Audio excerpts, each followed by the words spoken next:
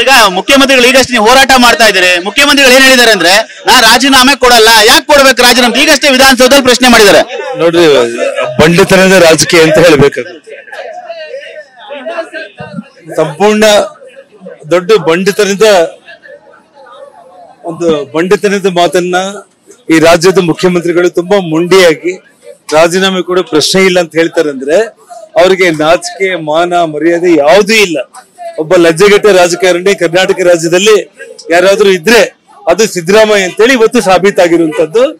ರಾಜ್ಯದ ಜನರು ಅವ್ರನ್ನ ಕೆಳಗಿಳಿಸಿ ಅವ್ರನ್ನ ಎಳೆದಾಡಿ ಈ ಸೀಟಿಂದ ಇಳಿಸ್ತಾರೆ ಅಂತ ಹೇಳಿ ಈ ಸಂದರ್ಭದಲ್ಲಿ ನಾನು ಹೇಳಬಯಸ್ತೇನೆ. ಅಮಿತ್ ಶಾ ಅವ್ರ ಮೇಲೆ ಆರೋಪ ಬಂದಿದೆ, ಪ್ರಧಾನಿ ಮೋದಿ ಅವ್ರ ಮೇಲೆ ಆರೋಪ ಇದೆ. ಅವ್ರು ರಾಜೀನಾಮೆ ಕೊಟ್ಟಿದ್ದಾರೆ, ನಾನು ಯಾಕೆ ಕೊಡ್ಲಿ ಅಂತಿದ್ದಾರೆ. ನೋಡಿ, ಇವತ್ತು ಅವರು ಮೋದಿ ಅವ್ರ ಜೊತೆಯಲ್ಲಿ, ಅಮಿತ್ ಶಾ ಅವ್ರ ಜೊತೆಯಲ್ಲಿ ಹೋಲಿಕೆ ಮಾಡ್ಕೊಂಡಷ್ಟು ದೊಡ್ಡ ರಾಜಕಾರಣಿ ಇವರಲ್ಲ.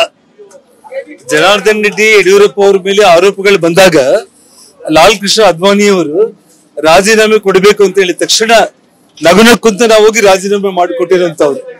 ಹಾಗಾಗಿ ಇವತ್ತು ನೈತಿಕತೆಯ ಮೌಲ್ಯಗಳ ಬಗ್ಗೆ ಮಾತಾಡುವಂತ ಸಿದ್ದರಾಮಯ್ಯನವರು, ನಾನು ಮೌಲ್ಯದ ರಾಜಕಾರಣಿ ಅಲ್ಲ, ನನಗೆ ಯಾವುದೇ ನೈತಿಕತೆ ಇಲ್ಲ, ನಾನು ಭ್ರಷ್ಟಾಚಾರಿ, ನಾನೊಬ್ಬ ಲಜ್ಜೆಗೆಟ್ಟ ರಾಜಕಾರಣಿ ಅಂತ ಹೇಳಿ ಇವತ್ತು ಕರ್ನಾಟಕ ರಾಜ್ಯದಲ್ಲಿ ಅವರೇ ಪ್ರೂವ್ ಮಾಡ್ಕೊಂತ ಇದ್ದಾರೆ. ಈಗ ಕಾನೂನಿನಲ್ಲಿ ಹೋರಾಟ ಮಾಡ್ಲಿಕ್ಕೆ ರಾಜೀನಾಮೆನೇ ಕೊಡ್ಲಿಕ್ಕೆ ಅವಕಾಶ ಇದೆಯಲ್ಲ, ಹೋರಾಟ ಮಾಡ್ತೀವಿ ಅಂತಿದ್ದಾರೆ ಅವರು.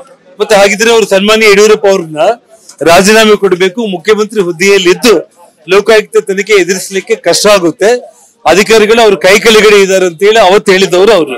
ಇವತ್ತು ನೀವೇನ್ ಮಾಡ್ತಾ ಇದ್ದೀರಿ?